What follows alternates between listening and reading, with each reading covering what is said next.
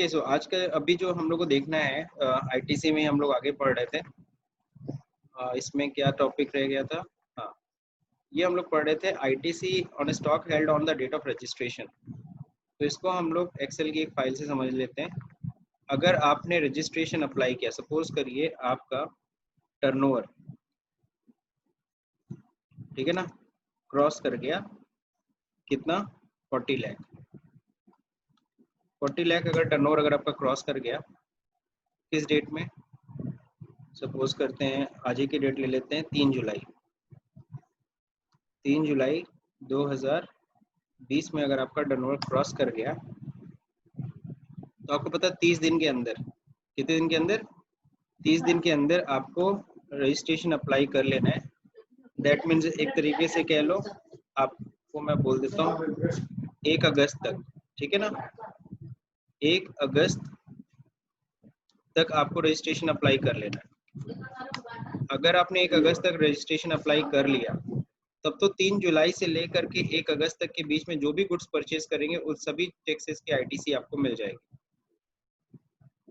ठीक है ना। इवन दो 3 अप्रैल को भी, जो 3 जुलाई को भी जितना स्टॉक होगा उसकी भी आईटीसी आप क्लेम कर सकते हो। 3 जुलाई तक जो भी आपके स्टॉक रजिस्टर में मेंशन होगा, यानी उस दिन आपके पास स्टॉक पड़ा हुआ है, उसकी आईटीसी मिल जाएगी।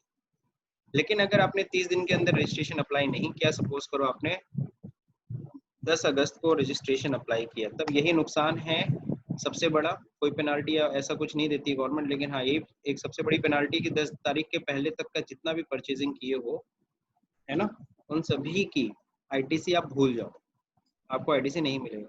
आईटीसी कब से मिलेगा? 10 अगस्त या उसके बाद की जो परचेजिंग होगी उसी की आईटीसी क्लेम कर सकते हो। तो यही सबसे बड़ा पेनाल्टी आपके लिए।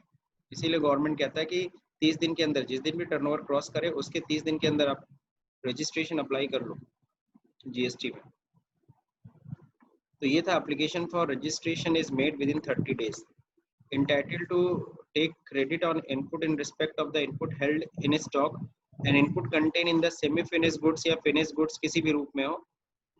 semi finished goods आप समझते हो, work in progress, held in stock on the immediately preceding the date from the which he become liable to pay tax. However, he shall not be entitled to take ITC in respect of any supplies made to him after the expiry of 1 year from the date of issue of tax invoice. ये तो सबको पता है, पीछे ही पढ़े थे हम लोगों ने कि जिस दिन भी बिल बना हो उसके 1 साल के बाद आप आईटीसी क्लेम, मान लीजिए कोई बिल आपसे छूट गया, भूल गए आप, उसकी आईटीसी नहीं लिए, देन 1 साल तक आपके पास समय होता है आईटीसी क्लेम करने का। 1 साल के बाद आप आईटीसी क्लेम नहीं कर सकते। ITC in such case can be claimed within 1 year from the date of issue of invoice. और इसमें हमने पढ़ा था सितंबर के मंथ का इनवॉइस या फिर एनुअल रिटर्न, जो दोनों में से पहले हो। ITC in the case of goods sent for job work, तो जॉब वर्क वाला केस समझना है। जॉब वर्क समझते हैं सब लोग? पहले तो जॉब वर्क पहले आपको समझाना पड़ेगा ना, व्हाट इज जॉब वर्क। कोई समझता है? अमित, जॉब वर्क समझते हैं?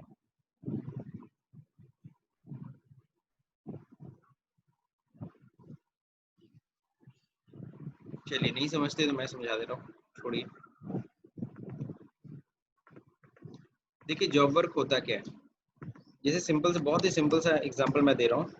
जॉब वर्क में क्या चीजें आती हैं, गवर्नमेंट ने बताया, अगर कोई भी आपका मटेरियल है और आप उस पे क्या कर रहे हो, किसी और से प्रोसेसिंग करा रहे हो, उसी को हम लोग जॉब वर्क कहते हैं। जैसे आप दर्जी के पास जाते हो अपना कपड़ा लेकर के और क्या कहते हो कि भाई देखो इसको ऐसे ऐसे सिल के दे दो, तो उसने आपके कपड़े के ऊपर प्रोसेसिंग किया, वो कपड़ा उसका नहीं है, कपड़ा तो आप ही का है, उस कपड़े के ओनर आप हो, लेकिन बस वो उसको प्रोसेस करके आपको दे दे रहा है और उसके लिए वो चार्जेस ले रहा है और फिर आपको वो कपड़ा वापस कर देगा तैयार करने के बाद।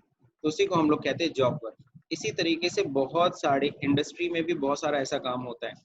फॉर एग्जांपल मैं गारमेंट्स तैयार करता हूँ, मैं सपोज करो, और फिर मैं उस पर प्रिंटिंग के लिए किसी और को काम दे देता हूँ कि उस पर जो प्रिंटिंग का काम होता है जिसमें कंपनी का लोगो लगता है वो कोई दूसरा बंदा करता है, मैं बस उसको क्या करता हूँ, मैं उसको तैयार करके दे देता हूँ। या फिर सपोज पैकेजिंग, हमारी कंपनी पैकेजिंग नहीं करती, हम सिर्फ क्या करते हैं, गारमेंट्स को रेडी कर देते हैं, लेकिन उसके बाद उसको जो पैकेजिंग का काम है वो थर्ड पार्टी करती है और फिर वहां से वो पैकेजिंग होने के बाद फिर मेरे पास वापस आ जाता है। That is called job work, ठीक है। तो जॉब वर्क के बहुत सारे एग्जाम्पल हैं। सपोज करो मैंने पेन खरीदा, मैंने बहुत सारे, चूंकि मेरे को अपने स्टूडेंट्स को पेन देना होता है, तो मैंने पेन खरीदा, और पेन खरीदने के बाद मैंने रेनॉल्ड्स का पेन खरीदा, और उसके बाद फिर मैंने कंपनी को दे दिया, एक जिसको जो प्रिंटिंग करेगी वो मेरी कंपनी का नाम उस पेन पे प्रिंट कर देगी, ठीक है। तो वो प्रिंट करके फिर मुझे वापस कर देगी, तो उसने किया क्या, जॉब वर्क। तो सीधा सीधा जॉब वर्क का मतलब आप लोग को समझ में आना चाहिए। तो यहाँ पे जो बंदा भेज देता है ना, जो जो उस प्रोडक्ट का ओनर होता है, उसको हम प्रिंसिपल बोल रहे हैं। तो प्रिंसिपल में सेंड एनी इनपुट, जो भी वो खरीदारी किया है वो भेज सकता है, या कैपिटल गुड्स मशीन भी दे सकता है, without payment of tax to a job worker, ठीक है। जैसे आपको बता दूं, अब गोरखपुर के पास देखो सहजनवा है, तो वहाँ पे बहुत सारे होते हैं, स्कूल स्कूल के यूनिफॉर्म्स तैयार होते हैं। तो मिल वाले क्या करते हैं, इनको सीधे कपड़े पकड़ा देते हैं और कहते हैं कि अब ये यूनिफॉर्म तैयार करके हमें दे दो। तो कई बार क्या होता है, जिनको काम देते हैं उनके पास क्या होता है, उनके पास मशीनें नहीं होती हैं। तो कई बार वो मशीनें भी प्रोवाइड कर देते हैं कि ये लो मशीन, और मेरा जो लोगो है वो प्रिंट करके सारे कपड़े पे दो, या जो भी है। तो मशीन भी, इवन कैपिटल गुड्स भी प्रोवाइड कर सकते हैं, या गुड्स तो देते ही देते हैं। तो principal may send any goods और capital goods without payment of tax to the job worker for job work, किसके लिए, सिर्फ जॉब वर्क करने के लिए। From there subsequent send another job worker and likewise such goods shall be sent to the job worker under the cover of the challan issued by the principal shall। अब आपसे अगर कोई पूछे है ना, क्या कोई भी गुड्स ट्रक में अगर जा रहा है, उस ट्रक में क्या क्या चीजें होनी चाहिए, गुड्स का बिल होना चाहिए, ई वे बिल होना चाहिए। ई वे बिल समझते हो ना, जो 50,000 से ज्यादा का गुड्स होता है, तो ई वे बिल भी ट्रक में होना चाहिए, ठीक। लेकिन क्या बिना इनवॉइस के कोई गुड्स हम लोग इधर से उधर भेज सकते हैं? तो सिर्फ एक केस में भेज सकते हैं। वो कौन सा केस है, वो जॉब वर्क का केस है। जॉब वर्क में बिना इनवॉइस के, यानी सिर्फ और सिर्फ चालान, अंडर द चालान हम गुड्स को इशू कर सकते हैं। ई वे बिल तो बनेगा तब भी, लेकिन हाँ, अंडर द चालान हम गुड्स को इशू कर सकते हैं। कौन तो कोई आपसे अगर इंटरव्यू में पूछता है, अच्छा कोई ऐसा केस हो सकता है कि आप बिना इनवॉइस के हम गुड्स को हम भेज सकते हैं, तो बिल्कुल एक केस है वो जॉब वर्क।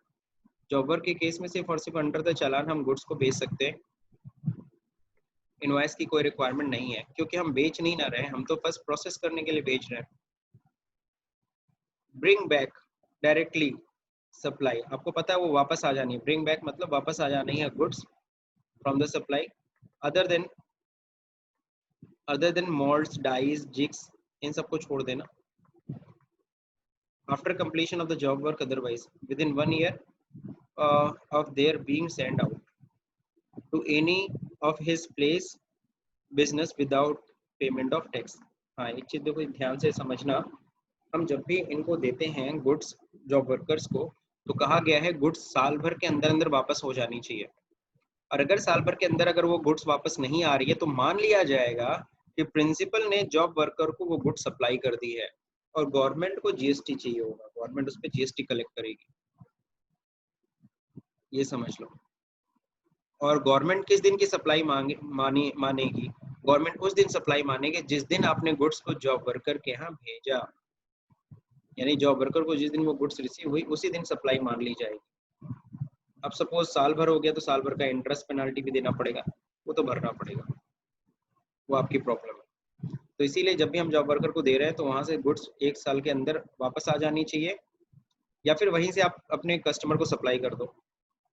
वही समझा रहा है, या तो ब्रिंग बैक वापस ले लो, या फिर वहीं से सप्लाई कर दो।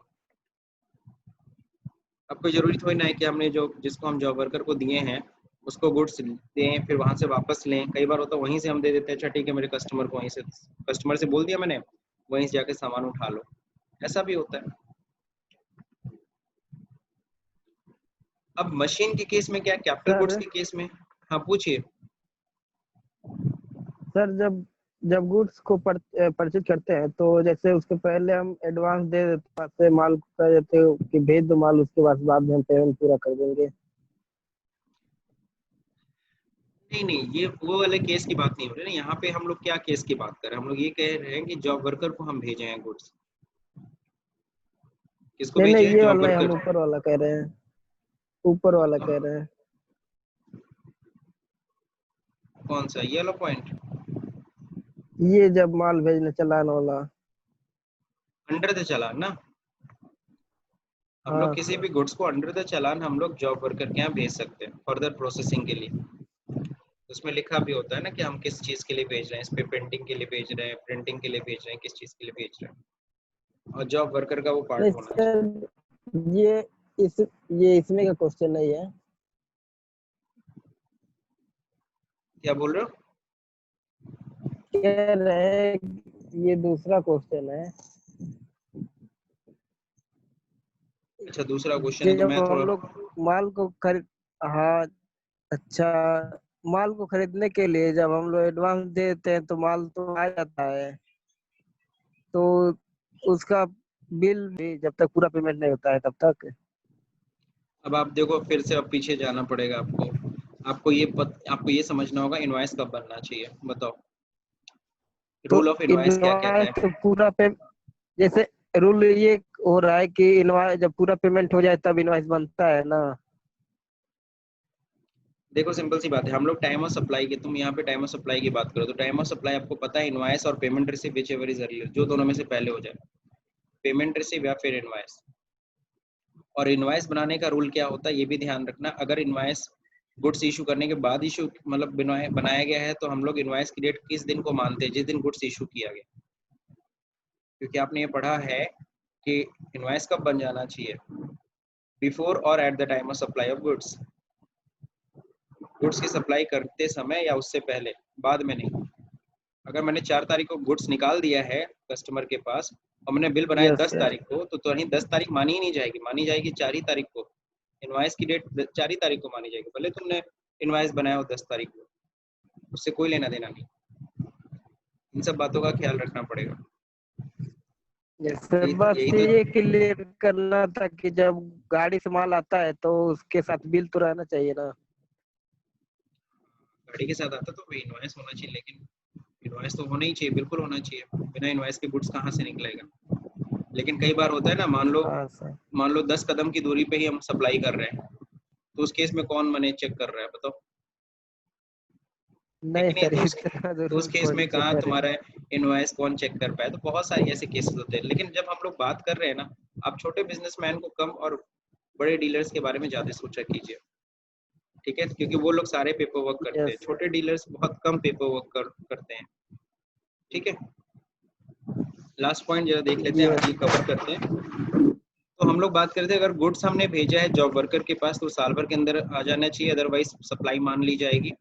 कैपिटल गुड्स के लिए यही रूल है, बस यहाँ पे 3 साल का समय दिया गया है। अगर हमने जॉब वर्कर को मशीन भी दिया है तो मशीन कंपनी के पास, प्रिंसिपल के पास वापस आ जानी चाहिए 3 साल के अंदर, अदरवाइज ये मान लिया जाएगा कि प्रिंसिपल ने जॉब वर्कर को वो मशीन सप्लाई कर दिया है और उसके ऊपर जो भी जीएसटी है, ठीक है, उसके ऊपर जो भी जीएसटी आपको देनी पड़ेगी। और वो भी पता है सप्लाई कब मानी जाएगी? सप्लाई उस दिन मानी जाएगी जिस दिन आपने वो सप्लाई किया था। जिस दिन वो सप्लाई आपने किया था उसी दिन वो सप्लाई मान ली जाएगी, ठीक है? हाँ, इसी में बैगन लौकी सब सुनो तुम लोग, ठीक है? तो समझ गए सब लोग? तो विद इन 3 ईयर की बात कर रहे हैं, 3 साल के अंदर, ठीक है? 3 साल के अंदर अंदर क्या हो जाएगा, उसको वापस ले लेना है प्रिंसिपल को जॉब वर्कर के पास से, अदरवाइज ये मान लिया जाएगा कि प्रिंसिपल ने जॉब वर्कर को वो क्या कर दिया है, सप्लाई कर दिया, सीधा सीधा बात। तो गुड्स के केस में 1 साल का टर्म है और कैपिटल गुड्स के केस में 3 साल का समय। The principal shall be allowed to ITC on input sent to a job worker for the good job work। जो प्रिंसिपल है, यानी कि मैंने सपोज करो गुड्स खरीदा और जॉब वर्कर को भेजा, तो मैं तो जिस दिन खरीदूंगा उसी का आईटीसी उसी समय ले लूंगा। जॉब वर्कर के पास है नहीं है, इससे कोई लेना देना नहीं है। तो आईटीसी अगर हम पॉइंट ऑफ व्यू से समझे, हमारा तो टॉपिक आईटीसी था ना, तो मैं अगर कोई गुड्स खरीदा हूँ सीधे जॉब वर्कर के पास भेज दिया हूँ तो मैं उसकी आईटीसी ले सकता हूँ, क्योंकि जॉब वर्कर के पास है, यानी कि वो मेरा ही सामान है, किसी और का सामान नहीं है। तो ये सेक्शन है, अब पढ़ना है 19 की सबसेक्शन 1। अच्छा, ये 19 की सबसेक्शन 1 में लिखा है, बाकी ये वेयर इनपुट कैपिटल गुड्स वही सब समझाया है। नहीं आया तो सप्लाई मान ली जाएगी, जो मैंने कवर कर दिया। अब एग्जांपल है, कल से हम लोग को क्या करना है, इस आईटीसी के हमें एग्जांपल से स्टडी करना है। तो कल हम लोग पढ़ेंगे, आज के लिए इतना काफी है, ठीक है। और थोड़ा सा आप लोग खुद भी स्टडी